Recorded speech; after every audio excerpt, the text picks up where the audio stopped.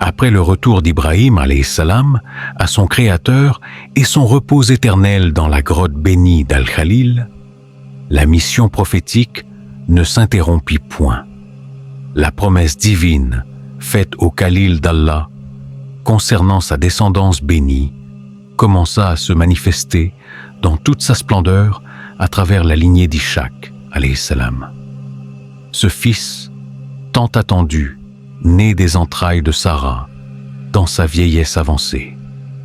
Ishaq grandit dans l'ombre protectrice de son père illustre, absorbant les enseignements du monothéisme pur et se préparant à porter le flambeau de la prophétie après lui. La bénédiction abrahamique coulait désormais dans ses veines, le destinant à perpétuer l'héritage spirituel qui illuminerait les générations futures. Ishaq, alayhi salam, grandit dans l'ombre spirituelle de son illustre père, imprégnant chaque fibre de son être des enseignements du monothéisme pur. Lorsqu'Allah le désigna comme prophète après la mort d'Ibrahim, il était parfaitement préparé à porter le flambeau de la guidance divine. Sa prophétie ne consistait pas à apporter une législation nouvelle, mais à préserver et transmettre l'héritage abrahamique dans toute sa pureté originelle. Cette mission de conservation et de transmission caractérisait son rôle providentiel dans la chaîne prophétique. Les années s'écoulèrent paisiblement pour Isaac en Palestine. Cette terre que son père avait sanctifiée par ses prières et ses pérégrinations. Isaac avait épousé une femme nommée Rebecca, dont la piété et la noblesse de caractère s'accordaient parfaitement avec le rang prophétique de son époux. Leur union représentait bien plus qu'un mariage ordinaire. Elle constituait un maillon essentiel dans la chaîne de transmission de la prophétie abrahamique. Allah subhanahu wa ta'ala avait gratifié Ishaq et Rebecca de 2 fils qui porteraient des destinées radicalement différentes. L'aîné fut nommé Sou, connu également sous le nom d'Ésaü, tandis que le cadet reçut le nom de Yacoub, Jacob. Ces 2 frères, issus du même ventre maternel et nourris du même lait, incarneraient 2 voies divergentes dans l'histoire de l'humanité. Ésaü deviendrait l'ancêtre des Romains, tandis que Yacoub porterait la bénédiction prophétique et engendrerait une nation entière de croyants. Dès leur plus jeune âge, les 2 frères manifestèrent des tempéraments contrastés qui présageaient leurs destins différents. Ésaü se distinguait par sa force physique et son inclination vers les activités terrestres, la chasse et les occupations matérielles. Yacoub, en revanche, révélait une nature contemplative et spirituelle qui le rapprochait de l'héritage prophétique de son père et de son grand-père. Cette différence fondamentale ne constituait pas en soi un problème, car Allah crée ses serviteurs selon sa sagesse infinie, assignant à chacun un rôle dans le grand théâtre de l'existence humaine. Mais au fil des années, tandis que les 2 garçons grandissaient et devenaient des hommes, Rebecca, dans sa perspicacité maternelle, commença à percevoir des signes inquiétants dans le comportement de son fils aîné. Elle observait avec une anxiété croissante qu'Ésaü regardait son frère cadet avec des yeux où brillait parfois une lueur troublante. L'envie, ce poison subtil que Shaitan insuffle dans les cœurs humains depuis qu'il refusa de se prosterner devant Adam, commençait à s'insinuer dans l'âme d'Ésaü. Cette mère vigilante reconnaissait les premiers symptômes d'une jalousie fraternelle qui risquait de dégénérer en hostilité dangereuse. Rebecca n'ignorait pas l'histoire tragique des 2 fils d'Adam, alayhi salam, dont l'un avait tué l'autre par jalousie, commettant ainsi le premier meurtre de l'histoire humaine. Elle savait que l'envie entre frères représente l'une des épreuves les plus dévastatrices qui puissent affecter une famille. Son instinct maternel lui criait qu'un danger imminent menaçait Yacoub et qu'elle devait agir rapidement pour préserver la vie de son fils cadet. Cette crainte n'était pas le fruit d'une imagination excessive, mais la prescience lucide d'une mère qui lit dans les cœurs de ses enfants. Yacoub atteignait désormais l'âge de la jeunesse. Cette période charnière où l'homme quitte l'enfance pour entrer dans les responsabilités de l'âge adulte. Rebecca comprit que le moment était venu de prendre une décision difficile, mais nécessaire pour protéger son fils bien-aimé. Elle convoqua Yacoub en privé et lui parla avec cette franchise que seul l'amour maternel autorise dans les circonstances graves. « Cher fils, tu dois partir d'ici. » La surprise se peignit sur le visage du jeune homme. « Où dois-je aller, chère mère ?» demanda-t-il, déconcerté par cette demande soudaine de quitter la demeure familiale. Rebecca expliqua alors son plan avec clarté et fermeté. « Voyage chez ton oncle à Haran. Là-bas, tu seras en sécurité. Tu pourras grandir loin des dangers qui te menacent ici. Et peut-être trouveras-tu une épouse parmi les filles de ton oncle maternel. »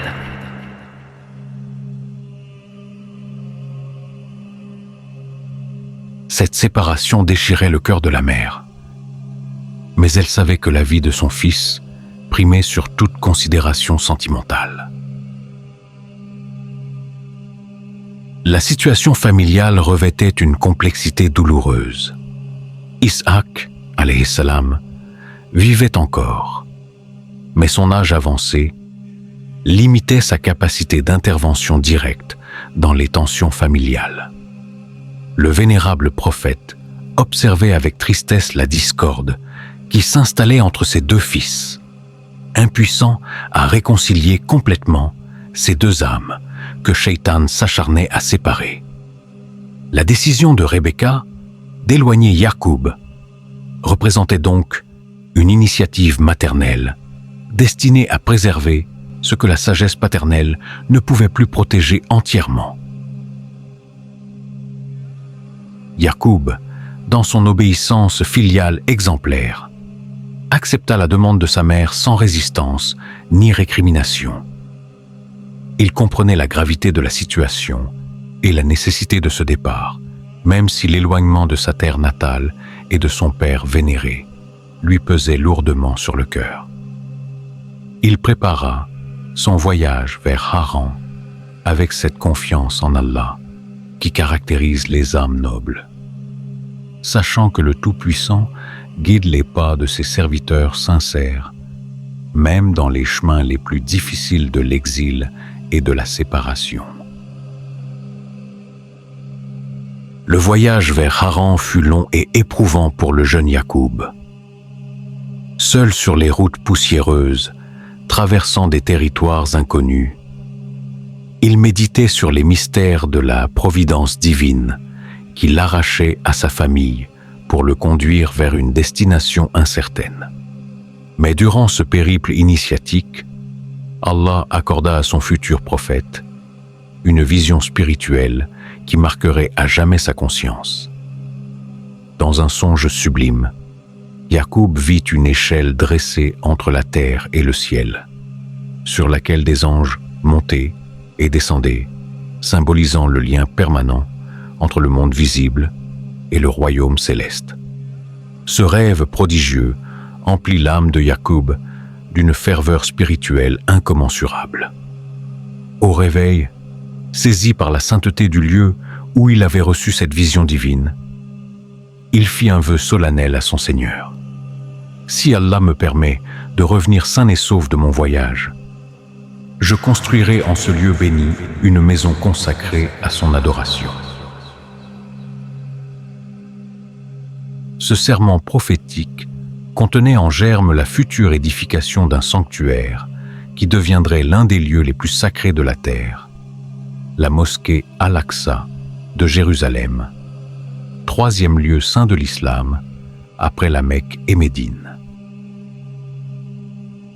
Yaqub poursuivit sa route et finit par atteindre Haran, où résidait son oncle maternel. L'accueil fut chaleureux, et le jeune homme découvrit que son oncle avait été béni de 2 filles. L'aînée se nommait Léa, une jeune femme mince dont l'apparence physique ne correspondait pas au canon de beauté de l'époque. La cadette portait le nom de Rachel, et sa beauté, ainsi que sa santé florissante, attirèrent immédiatement le regard et le cœur de Yaqub. Dans cette préférence naturelle du jeune homme se lisait déjà le dessein divin qui ferait de Rachel la mère des enfants les plus bénis de Yaqub. Yaqub, alayhi salam, s'adressa à son oncle avec la franchise respectueuse qui convenait à sa position. « Cher oncle, je souhaite épouser votre fille. » déclara-t-il sans détour. Mais l'oncle, homme pragmatique et prudent, répondit par une proposition qui testait la sincérité et la détermination du prétendant. « Si tu veux te marier avec ma fille, tu devras travailler 7 années avec moi dans l'élevage de moutons et l'agriculture. Ce sera la dot de ton mariage. » Cette exigence considérable révélait les coutumes de l'époque où la valeur d'une épouse se mesurait au labeur que le prétendant acceptait de fournir pour la mériter. Yaqub accepta sans hésitation cette condition rigoureuse. Son amour pour Rachel et sa détermination à établir une famille pieuse lui donnaient la force d'endurer 7 années de travail acharné.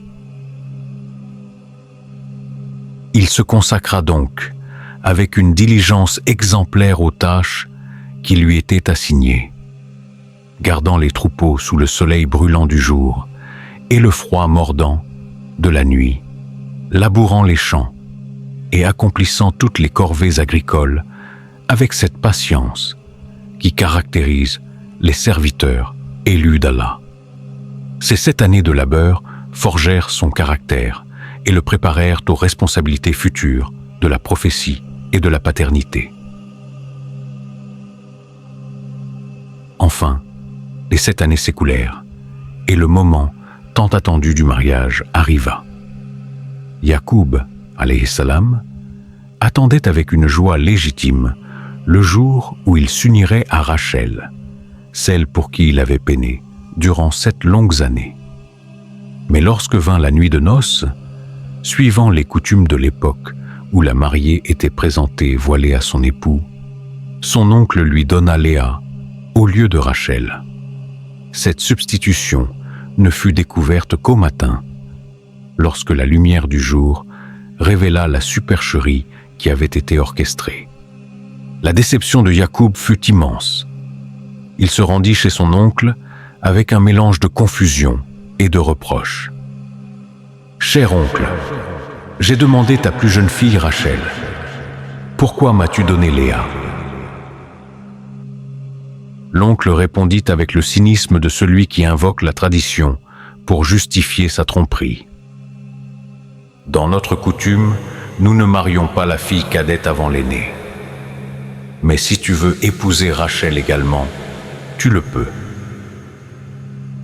Cette réponse révélait la duplicité de l'oncle qui avait délibérément caché cette règle durant les 7 années de labeur de Yaqub. Le jeune prophète se trouvait devant un dilemme douloureux. Il pouvait accepter la situation et renoncer à Rachel, ou bien consentir à un nouveau sacrifice de 7 années supplémentaires. Son amour pour Rachel et sa détermination à accomplir son projet initial l'emportèrent sur la fatigue et la frustration. « Je veux épouser Rachel. » l'oncle posa alors sa condition finale, avec une exigence qui révélait son caractère calculateur. « Tu devras travailler encore cette année, » annonça-t-il, doublant ainsi le prix initial du mariage. Il convient de préciser ici un point important concernant la législation de cette époque. Dans la loi qui prévalait alors, avant la révélation de la Torah à Moussa, alayhi salam, il était permis à un homme d'épouser 2 sœurs simultanément.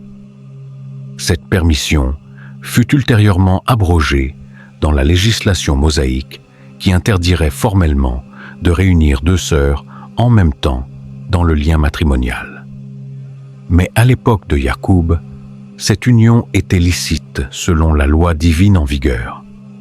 Et le prophète agissait donc en parfaite conformité avec la législation de son temps. Yacoub, alayhi salam, accepta cette nouvelle épreuve avec une patience exemplaire et travailla 7 années supplémentaires pour mériter Rachel. Ces 14 années de labeur témoignaient de la profondeur de son engagement et de sa capacité à supporter les épreuves pour atteindre les objectifs nobles qu'Allah plaçait sur son chemin. Finalement, il épousa Rachel, la femme que son cœur avait choisie dès le premier regard, et son oncle accorda à chacune de ses filles une servante comme cadeau de mariage, selon la coutume généreuse de l'époque. La vie matrimoniale de Yacoub révéla une distribution divine étonnante des bénédictions. Allah accorda à Léa, la première épouse, ainsi qu'aux 2 servantes, qui étaient également devenues ses épouses selon les coutumes de l'époque, une fertilité abondante. 10 fils robustes et vigoureux naquirent de ces unions, remplissant la maison de Yacoub de l'animation joyeuse de l'enfance et assurant la continuité de sa lignée. Chacun de ses fils portait en lui une part de la bénédiction prophétique de leur père. Quant à Rachel, l'épouse bien-aimée pour laquelle Yacoub avait tant peiné, elle demeura longtemps stérile, éprouvant la douleur particulière des femmes qui aspirent à la maternité sans pouvoir enfanter. Cette épreuve de la stérilité qu'avait également connue Sarah, l'épouse d'Ibrahim, constituait une purification spirituelle et une préparation à recevoir un don divin exceptionnel. Rachel patientait dans la prière et l'espérance, sachant qu'Allah accorde ses bienfaits selon une sagesse qui échappe à la compréhension humaine immédiate. Puis vint le jour béni où Allah exauça les supplications de Rachel et lui accorda un fils qui compenserait à lui seul tous les autres. Cet enfant portait en lui une beauté si extraordinaire, si surnaturelle, qu'il éblouissait quiconque posait les yeux sur lui. Il reçut la moitié de toute la beauté distribuée à l'humanité, laissant l'autre moitié à partager entre tous les autres êtres humains passés, présents et futurs. Rachel le nomma Youssouf, Joseph. La beauté physique de Youssouf n'était que le reflet extérieur d'une beauté spirituelle encore plus prodigieuse. Cet enfant béni portait en lui les promesses divines et la destinée extraordinaire d'un prophète qui traverserait les épreuves les plus terribles pour atteindre les sommets les plus élevés de la guidance et du pouvoir. Sa naissance transforma la vie de Rachel, qui voyait enfin ses larmes de stérilité se changer en larmes de joie maternelle. Quelques années plus tard, Allah gratifia Rachel d'un second fils nommé Benjamin, qui serait le frère germain de Youssouf et partagerait avec lui un lien particulier dans les événements futurs.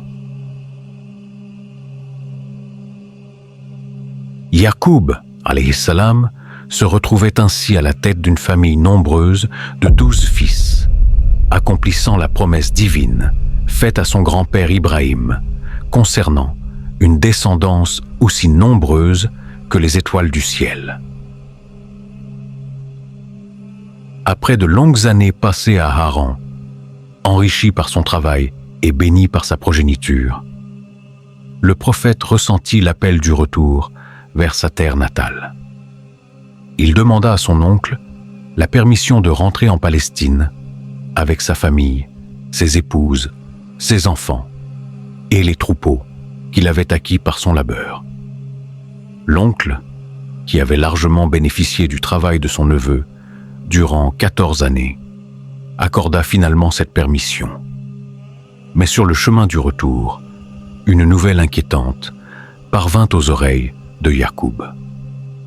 Des messagers l'informèrent que son frère Ésaü avançait à sa rencontre avec une troupe de 400 hommes armés.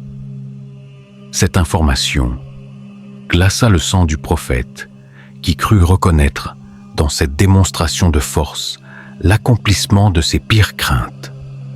L'envie que sa mère avait perçue dans le cœur de son frère aîné n'avait-elle pas mûri durant toutes ces années d'absence pour se transformer en désir de vengeance? Yacoub imagina le pire scénario où son frère venait pour le massacrer avec toute sa famille. La peur s'empara du cœur de Yacoub, alayhi salam. Non pas la peur du lâche, mais l'appréhension légitime d'un père qui craint pour la vie de ses épouses et de ses enfants. Il se prépara mentalement à sacrifier tous ses biens matériels pour sauver les vies précieuses de sa famille. Lorsque finalement les deux frères se retrouvèrent face à face, après tant d'années de séparation, Yacoub s'empressa de proposer un marché désespéré. « Mon frère, dit-il avec une humilité qui cachait mal son anxiété, si tu veux ces troupeaux et cet argent, tout est à toi. Prends tout ce que tu désires, mais épargne-nous. » La réponse de Ésaü bouleversa toutes les attentes et révéla que le temps avait opéré une transformation bénéfique dans son cœur. « Qui t'a dit que je voulais tes moutons et ton argent, cher frère ?» répondit-il avec une chaleur authentique dans la voix. « Je suis venu pour te souhaiter la bienvenue et célébrer ton retour. » Ces paroles dissipèrent instantanément les nuages noirs de la crainte qui obscurcissaient le cœur de Yacoub. Ésaü étreignit son frère dans une accolade fraternelle sincère. Et Allah réunit ainsi deux cœurs que Shaitan avait tenté de séparer à jamais. Cette réconciliation magnifique témoignait que la miséricorde divine peut guérir même les blessures les plus profondes de l'envie et de la jalousie fraternelle. Après cette réunion émouvante avec son frère, Yacoub, alayhi salam, se souvint du vœu qu'il avait fait durant son voyage d'exil, lors de cette nuit bénie où il avait reçu la vision de l'échelle céleste. Fidèle à sa promesse envers son Seigneur, il retourna à l'endroit exact où il avait fait ce songe prophétique et entreprit la construction d'une maison consacrée à l'adoration d'Allah. Ce sanctuaire devint la mosquée Al-Aqsa, le lieu saint de Jérusalem, qui occupe une place centrale dans l'histoire spirituelle de l'humanité. Cette construction intervint exactement 40 années après qu'Ibrahim et Ismaïl eurent élevé les fondations de la Kaaba à la Mecque, établissant ainsi un lien temporel et spirituel entre les deux premières maisons consacrées à l'adoration du Dieu unique sur terre. Yacoub poursuivit ensuite son voyage jusqu'à la demeure paternelle en Palestine, retrouvant avec émotion la terre bénie où il était né. Mais son père, Isaac, alayhi salam, était maintenant dans dans l'extrême vieillesse, affaibli par le poids des années et approchant du terme de son existence terrestre. Le fils put passer quelque temps aux côtés de son père vénéré, lui présentant sa famille nombreuse et recevant ses bénédictions finales. Puis vint le jour inévitable où Isaac rendit son âme à son Créateur, rejoignant son père Ibrahim dans les demeures éternelles de la proximité divine. Yaqub et Ésaü accomplirent ensemble les rites funéraires pour leur père bien-aimé. Ils l'ensevelirent dans la grotte sacrée d'Al-Khalil, ce caveau familial où reposait déjà Ibrahim le Khalil d'Allah et son épouse Sarah. 3 prophètes de cette lignée bénie se trouvaient désormais réunis dans cette tombe sanctifiée, témoignant de la continuité de la bénédiction abrahamique en terre de Palestine. Quant à Ismaïl, alayhi salam, le frère d'Ishaq, il reposait loin de là, à la Mecque, enseveli auprès de sa mère Hajar dans le Hijr Ismaïl, qui garde les traces de la première famille qui sanctifia ce lieu désertique. Après la mort d'Ishaq, Yaqub, alayhi salam, devint le porteur principal de la prophétie abrahamique. C'est à cette époque de sa vie que Allah lui révéla son nom prophétique sublime qui marquerait à jamais l'histoire spirituelle de l'humanité. « Je t'ai nommé Israël », lui annonça le Très-Haut dans une révélation qui couronnait les épreuves qu'il avait traversées. Ce nom signifie, selon les interprétations, le serviteur d'Allah, ou celui qui lutte avec Dieu, exprimant la relation privilégiée de ce prophète avec son Créateur et sa persévérance dans l'adoration et la soumission divine. Yaqub, alayhi salam, désormais connu sous le double nom de Yaqub et Israël, atteignit une stature prophétique considérable. Il était véritablement le noble fils d'un noble père, lui-même fils du Khalil d'Allah. Cette généalogie spirituelle extraordinaire constituait une chaîne prophétique ininterrompue où la lumière de la guidance divine se transmettait de génération en génération avec une pureté cristalline. Yaqub incarnait la 3e génération de cette lignée bénie qui avait révolutionné la spiritualité humaine en établissant le monothéisme pur contre l'idolâtrie qui corrompait l'humanité. Ainsi, après le départ de son père et de son grand-père vers l'au-delà, Yaqub alayhi salam demeura le patriarche vivant de cette famille prophétique, guidant ses 12 fils selon les préceptes divins qu'il avait hérités de ses ancêtres illustres. Ces 12 fils constitueraient les ancêtres des 12 tribus d'Israël qui formeraient une nation entière vouée au service du Dieu unique. Mais parmi ces 12 enfants, un destin tout particulier attendait le 11e d'entre eux, celui qui avait reçu la moitié de toute la beauté humaine.